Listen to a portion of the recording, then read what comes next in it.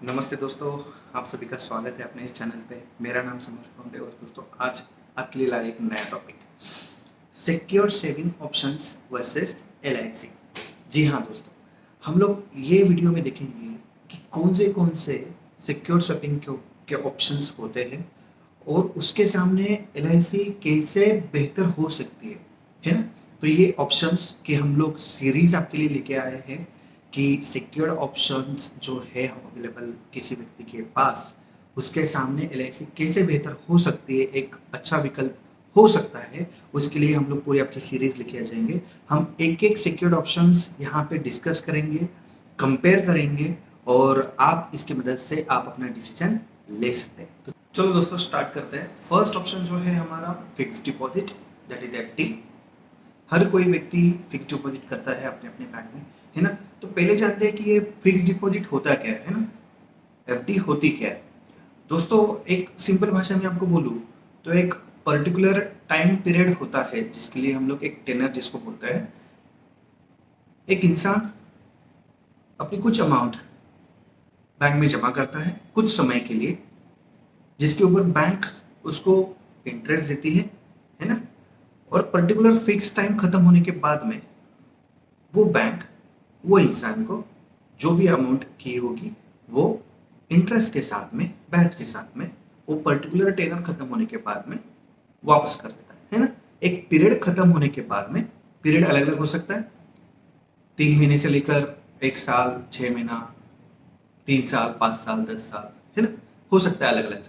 तो पहले हमें यह समझना है कि अगर हमें बैंक में फिक्स डिपॉजिट करना है तो एक पर्टिकुलर अमाउंट इन्वेस्ट की जाती है पर्टिकुलर टेनर के लिए, एक डेफिनेट पीरियड रहता है, उसके ऊपर बैंक हमें पर्टिकुलर रेट ऑफ इंटरेस्ट से पेमेंट करती है और एट द एंड बैंक हमें वो अमाउंट विथ इंटरेस्ट वापस कर देती है ना।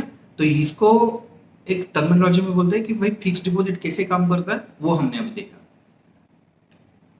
हम अभी थोड़ा आगे जाके इसके ऊपर बात करेंगे कि कैसे कैसे ऑप्शंस अपने पास अवेलेबल है ना दोस्तों। तो अभी हमने देखा कि एफडी कैसे काम करते हैं ना। थोड़ा सा एक आगे स्टेप हम लोग जैसे बात किए कि जाके देखेंगे। तो दोस्तों फिक्स डिपॉजिट जो हम लोग करते हैं, generally most of the time people are investing their money in banks, है ना। बैंकिंग सेक्टर में हम लोग इन्वेस्ट करते हैं अलग अलग बैंक में। तो दोस्तों पहले ये समझते हैं कि ये जो बैंकिंग सेक्टर है ना, there is a concept who regulate all over banking industry in India, that is RBI, reserve bank of India सारे बैंकों को रेगुलेट करता है, ठीक है। तो इंसान के यानी अपने आदमी के जो पैसे बैंक में रखे जाते हैं उसके लिए आरबीआई क्या कहता है वो हमें देखने की यहाँ पे बहुत ज़्यादा जरूरत है ना। दोस्तों हम लोग ये मानते हैं कि इंडिया जैसी कंट्री में कोई भी बैंक या फिर बैंकिंग सेक्टर कभी फेलियर नहीं हो सकता, है ना। तो दोस्तों कोई भी अगर बैंक डूब रहा है ना, तो नॉर्मली क्या होता है, हमारी गवर्नमेंट जो इंडियन गवर्नमेंट है वो कभी वो बैंक को डूबने नहीं देती। तो उसमें दूसरी बैंक आकर मर्ज हो जाती है या फिर उस बैंक को एक्विजिशन कर लेता है ना, या फिर गवर्नमेंट जो है अपने फंड्स के अंदर इन्फ्यूज कर देती है। तो हम लोग ये मानते हैं कि बैंकिंग सेक्टर इंडिया में कभी डूब नहीं सकता या फिर उसे बचा लिया जाता है ना। बट दोस्तों अगर आप राइटिंग में बात करेंगे या फिर लीगली बात करेंगे कि क्या है एग्जैक्टली, तो दोस्तों मैं यहाँ पे आपको बोलना चाहूँगा, आप गूगल पे जाके देखिए, गूगल सर्च कर लीजिए और वहाँ पे टाइप कर लीजिए कि आपने जो एफडी बैंकों में रखी हुई है ना, तो आरबीआई कितने अमाउंट तक आपके एफडी को प्रोटेक्ट कर लेता है या फिर उसकी गारंटी लेता है, यानी कितने अमाउंट तक आरबीआई बैंकों में रखी हुई किसी आदमी की एफडी को कितने अमाउंट तक प्रोटेक्ट करता है। दोस्तों अगर आप ये राइटिंग में देखेंगे तो आप चौंक जाओगे, है ना। दोस्तों आरबीआई जो है किसी भी व्यक्ति के बैंक में अगर उसने एफडी करके रखी हुई है तो वो एफडी के 5 लाख तक की ही गारंटी आरबीआई लेता है। बाकी बची हुई अमाउंट की आरबीआई जो है वो गारंटी नहीं देती। इंडियन गवर्नमेंट गारंटी नहीं देती है दोस्तों। ये बात हमें यहाँ से समझनी है। आप गूगल भी कर सकते हैं, है ना, तो आपको समझ में आ जाएगा। तो मुझे यहाँ पे कहना है, अगर कोई आदमी अपनी जमा पूंजी लेकर अगर बैंक में एफडी कर रहा है, अगर समझो उसने 50 लाख की एफडी की है, 25 लाख की एफडी की है, फिर 1 करोड़ की एफडी की है, तो वो बैंक में उसकी 5 लाख तक की ही गारंटी जो है वो आरबीआई लेता है। बाकी बचे हुए पैसों की गारंटी आरबीआई नहीं लेता है। आप ये गूगल कर सकते हैं, आपको पता चल जाएगा। दोस्तों, जैसे अभी हम लोगों ने गूगल पे जाके आरबीआई के बारे में देखा कि आरबीआई लोगों के एफडी के पैसे के बारे में क्या कहता है, उसी तरह से हमें गूगल पे जाके और एक चीज चेक करनी है, सॉवरेन गारंटी। जी हाँ दोस्तों, सॉवरेन गारंटी क्या होती है, सॉवरेन गारंटी कौन देता है दोस्तों? सॉवरेन गारंटी जो है वो लाइफ इंश्योरेंस के particularly life insurance corporation of India के पॉलिसी के लिए इंडियन गवर्नमेंट जो है वो सॉवरेन गारंटी देती है। सॉवरेन गारंटी मतलब, इसका मतलब ये होता है दोस्तों, अगर आप एलआईसी में पैसे डालते हो, particularly life insurance corporation of India के एलआईसी के पॉलिसी में पैसे डालते हो, तो इंडियन गवर्नमेंट जो है आपने पैसे डाले हुए सम एश्योर्ड और डिक्लेयर्ड बोनस जो भी रहेगा उसकी गारंटी जो है वो इंडियन गवर्नमेंट लेती है। और ये चीज आपके पॉलिसी बॉन्ड के ऊपर प्रिंटिंग में आता है दोस्तों, दैट इज राइटिंग में आता है दोस्तों। तो हमें ये जानना है। तो ये बात हो गई कि भाई एफडी में रखे हुए पैसे के लिए आरबीआई क्या कहता है, और लाइफ इंश्योरेंस में अगर आप पैसा डाल रहे हो तो उसके लिए सॉवरेन गारंटी के लिए इंडियन गवर्नमेंट क्या कहता है। तो ये दो चीजें हम लोगों ने देख ली दोस्तों। इसके अंदर हमें और पर्टिकुलरली 3 चीज जानना है दोस्तों। हम लोग ये एग्जाम्पल के माध्यम से देखेंगे दोस्तों। मान लेते हैं चलो कि हर साल आप लोगों ने 1-1 लाख रुपया एफडी में डाला है ना, 20 साल के लिए। ऐसा मानते हैं कि आपने हर साल 1-1 लाख रुपया एफडी में डाले, इन्वेस्ट किए 20 ईयर्स के लिए।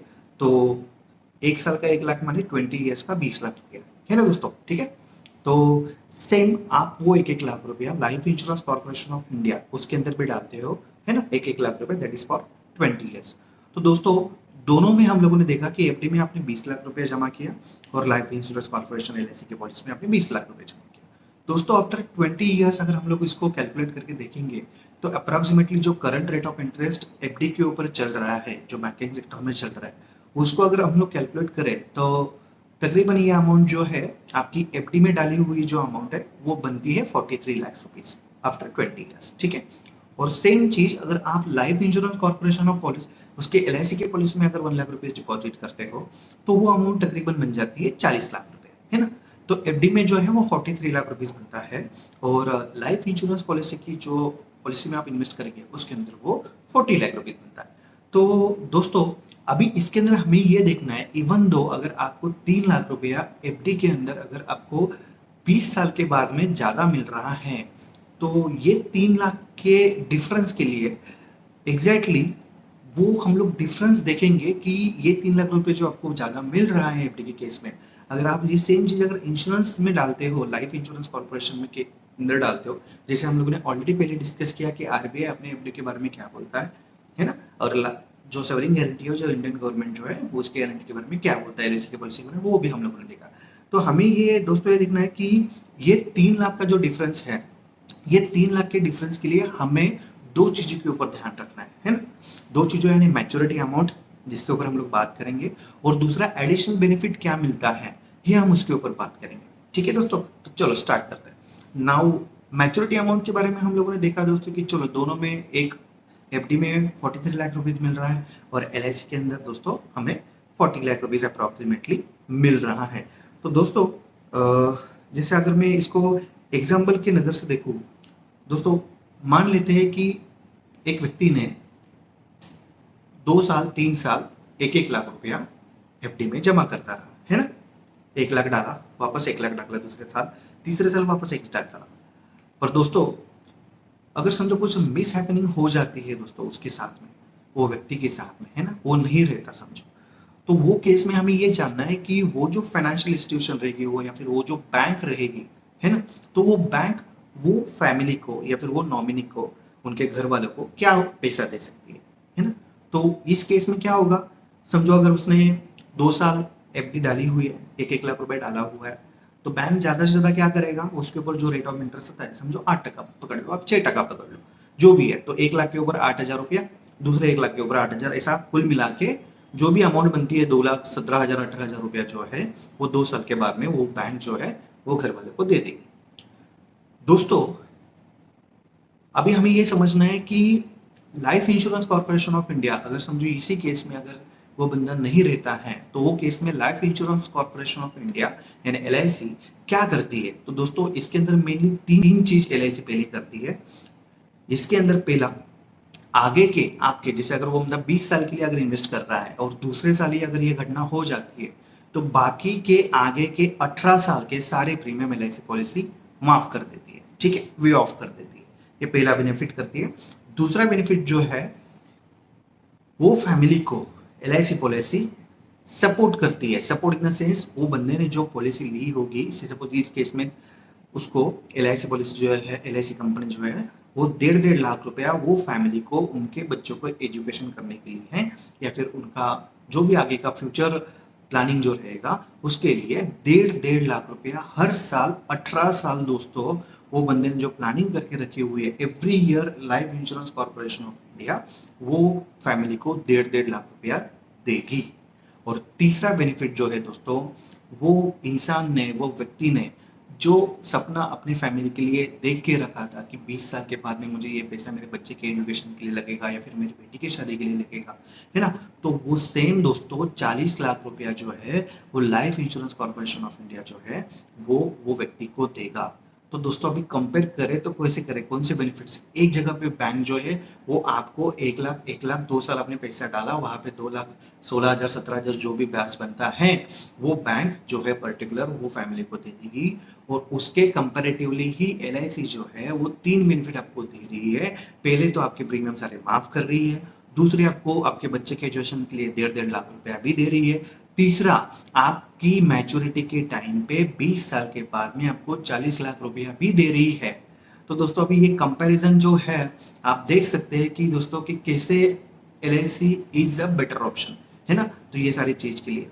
तो दूसरा दोस्तों, हम लोग इसके अंदर ए भी एग्जांपल लेंगे कि एक जगह पे जो है वो बैंक हमें अपनी जो प्रिंसिपल अमाउंट एफडी में डाली हुई है और इंटरेस्ट, उसके साथ में अगर कुछ मिसहैपनिंग हो जाती है, डेथ हो जाती है, तो वो फैमिली को दे देती है। और उसके सामने एलआईसी हमें 3 बेनिफिट दे रही है, जिसका कंपैरिजन हम लोग इसके ऊपर से आप देख सकते हैं कि कैसा करना चाहिए। तो दोस्तों, आप ही मुझे बताइए कि आप अपना पैसा कहाँ पे डालना पसंद करेंगे, कि जहाँ पे आपको basic principle amount with interest दिया जाए आपके फैमिली को, या फिर एक लंबी जो प्लानिंग है, आपने जो सपना देखा हुआ है, और अगर कुछ मिसहैपनिंग भी हो जाती है तो एलआईसी आपके फैमिली को सपोर्ट दोस्तों जरूर करती है। और समझो दोस्तों, अगर मैं दूसरी केस पकड़ूं, समझो कोई मिसहैपनिंग हो जाती है, उसके अंदर कुछ एक्सीडेंट की वजह से मिसहैपनिंग हो जाती है, वो भले ही वो व्यक्ति की वहां पे डेथ नहीं होती है ना, कोई परमानेंट डिसेबिलिटी आ जाती है, जैसे कोई बॉडी के 2 पार्ट्स चले जाते हैं, यानी वो व्यक्ति काम नहीं कर सकता दोस्तों, वो अपनी फैमिली के साथ में रह सकता है। पर लेकिन दोस्तों, इस केस में भी आपको बैंक क्या करेगी और एलआईसी क्या करेगी वो भी हम लोग देखते हैं। सेम केस में दोस्तों कैसे होगा, अगर आपको बैंक क्या करेगी, अगर आपके पास कोई इनकम है नहीं, तो है ना, तो हर साल आप तो बैंक में जमा पैसा कर नहीं सकते, जो आपने पैसे डाले होंगे, समझो 2 साल आपने पैसे डाले, तो आप ज्यादा से ज्यादा क्या करेंगे, बैंक ज्यादा से ज्यादा क्या करेगी भाई, 2 साल के ऊपर जितना ब्याज बनता है तुम्हारा, ये 1 लाख रुपया और 1 लाख रुपया, उसके ऊपर 8-8 हजार रुपये, समझो जो भी ब्याज बनेगा वो पैसा आपको बैंक दे देती है। पर लेकिन दोस्तों, इसी केस में एलआईसी वापस क्या करती है, वापस 3 चीजों के ऊपर हमें ध्यान रखना है। एलआईसी इस केस में भी आपका, सिंस आपके पास कोई जॉब नहीं है ना, आप काम पे जा नहीं सकते, तो इस केस में एलआईसी क्या करती है, आपके सारे प्रीमियम जो है आगे के, जैसे अगर ये दूसरे साल में कोई तीसरे साल में घटना हो जाती है, तो आगे के सारे प्रीमियम माफ कर देती है, आपको कोई भी पेमेंट करने की जरूरत नहीं है, उसके बाद में सिंस आपके पास कोई जॉब नहीं है, उसके लिए आपको लाइफ इंश्योरेंस कॉर्पोरेशन जो है वो आपको अगले 10 साल तक 1.5 लाख रुपया आपके फैमिली को देती रहेगी, आपको देती रहेगी, सो दैट आपका घर जो है वो चलते रहेगा। और इसके बावजूद तीसरा बेनिफिट जो है, जो आपने सपना देख के रखा था कि मुझे 20 साल के बाद में ये अमाउंट आने के बाद में मुझे बच्चों को पढ़ाना है या फिर उसकी शादी करना है, तो वो 40 लाख रुपया भी दोस्तों ये केस में एलआईसी आपको मैच्योरिटी के टाइम पे देती है। तो दोस्तों आप समझ सकते हैं कि ये जो बेनिफिट हम लोगों ने अभी ये 3 चीज़ जो देखी, जैसे हम लोगों ने नेचुरल डेथ भी देखी या फिर एक्सीडेंटल डेथ भी हो जाती है तो वो देखा, उसके बाद में अगर समझो डिसेबिलिटीज अगर हो जाती है तो वो केस में भी सेम चीजें एलआईसी जो है वो वैसे दे देती है। तो दोस्तों अगर ये सारा चीज जो है अगर आप देखेंगे तो एफडी में हमें खाली 43 लाख रुपीज मिला था और एलआईसी में अगर हमें 40 लाख रुपीज यानी 3 लाख का जो डिफरेंस है, वो 3 लाख के डिफरेंस के एक्सेस मिलते हुए ये सारे बेनिफिट को हमें कंपेयर करना होगा जो एडिशनल बेनिफिट एलआईसी आपको दे रही है मैच्योरिटी पे। क्योंकि देखो दोस्तों आज के 20 साल के पहले 30,000 की कितनी वैल्यू थी वो हमें भी पता है, और आज 30,000 की कितनी वैल्यू है वो हम भी जानते हैं। तो सेम केस में आगे 20 साल के बाद में 3 लाख की जो वैल्यू आज हम लोग काउंट कर रहे हैं कि भाई एफडी अच्छा है एंड ऑल, तो उसके सामने 20 साल के बाद में 3 लाख जो है वो 30,000 बन जाएगा। तो इतना ज्यादा वेरिएशन नहीं है दोस्तों रिटर्न्स के मामले में। बट लेकिन अगर कोई घटना घट जाती है, कोई हो जाता है, तो उस केस में ये फाइनेंशियल इंस्टीट्यूशन या फिर ये बैंक या फिर ये जो पोस्ट ऑफिस है वो हमारे फैमिली के लिए क्या दे सकता है ना, वो हमारे फैमिली के लिए क्या प्रावधान कर सकता है, वो कुछ नहीं कर सकता दोस्तों। जो आपने अमाउंट डाली होगी वो आपको बैच के साथ में आपके फैमिली को लौटा देगी। और उसके सामने अगर आपने लाइफ इंश्योरेंस कॉर्पोरेशन में अगर पैसे डाल रहे हो हर साल, तो उस केस में लाइफ इंश्योरेंस कॉर्पोरेशन जो है वो आपको सपोर्ट करेगा दोस्तों, आपके फैमिली को सपोर्ट करेगा। आपने जो सपने देखे हुए हैं ना दोस्तों, वो सपने पूरे करने में आपके फैमिली को भले आपके साथ में सपोर्ट करेगा और आपके बाद में भी सपोर्ट करेगा और आपके साथ रहते हुए भी सपोर्ट करेगा दोस्तों। तो इसीलिए आपका जो हार्ड अर्न मनी जो है, आप इन्वेस्ट करने से पहले ये सारी चीजों का ध्यान रख लीजिए दोस्तों, उसके बाद में ही ये पैसा आप इन्वेस्ट कीजिए। दोस्तों ये सीरीज में आपको कंटिन्यू करूंगा, जैसे आज मैंने एफडी का ऑप्शन यानी फिक्स डिपॉजिट का ऑप्शन आपके साथ में डिस्कस किया है, उसी तरह से आगे आने वाले वीडियो में मैं एक एक ऑप्शन डिस्कस करूंगा और कैसे एलआईसी इनसे बेटर है और कैसे हम लोग इन्वेस्टमेंट जो है अपना चेंज कर सकते हैं पैटर्न समहाउ, सो दैट ये आगे वाली जो भी अनसर्टनिटीज है फिर इवेंट्स है अगर अपनी फैमिली के साथ में हो जाते हैं तो कैसे आप अपनी फैमिली को प्रोटेक्ट कर सकते हैं। क्योंकि 2-3 लाख रुपए का अगर इंटरेस्ट मुझे ज्यादा आ रहा है पर उसके सामने अगर इतने सारे बेनिफिट्स मुझे मिल रहे हैं, अगर भगवान न करे कुछ हो जाता है तो ये सारे रिटर्न्स के 3 लाख का रिटर्न इतना मायने नहीं रखता है। तो आप देखिए एग्रीगेट में आपको अगर इसी केस में अगर सेम केस में कंटिन्यू करूं तो कम से कम आपको एग्रीगेट में 1 करोड़ का सिक्योर जो है आपको फैमिली बैकअप मिल रहा है एलआईसी के केस में। रादर आप 1-1 लाख रुपए इसके अंदर जो डाल रहे हो फिक्स डिपॉजिट में, जहां पे हम लोग जानते हैं अभी बैंकिंग सेक्टर कैसे काम कर रहे हैं ऑन दैट वगैरह, तो दोस्तों आपको वही ध्यान रखना है कि ये सारी इन्वेस्टमेंट करते समय कौन सा बेस्ट ऑप्शन है और कौन सा इंस्टीट्यूशन या फिर कौन सा कॉर्पोरेशन मेरे फैमिली को मेरे साथ में या फिर मेरे बिना भी हेल्प कर सकता है, उसी टाइम पे आपको इन्वेस्ट करना है। ठीक है दोस्तों, मिलते हैं नेक्स्ट वीडियो में एक नए टॉपिक के साथ में। सेम ये सीरीज हम लोग कंटिन्यू करेंगे, हम लोग यही सीरीज कंटिन्यू करेंगे और उसके अंदर अलग अलग ऑप्शन आपके लिए आते रहेंगे। आप खुद इवेल्यूट कीजिए, सोचिए, उसके बाद में इन्वेस्ट कीजिए। थैंक यू दोस्तों, मिलते हैं एक नेक्स्ट टॉपिक में। थैंक यू सो मच, अलविदा।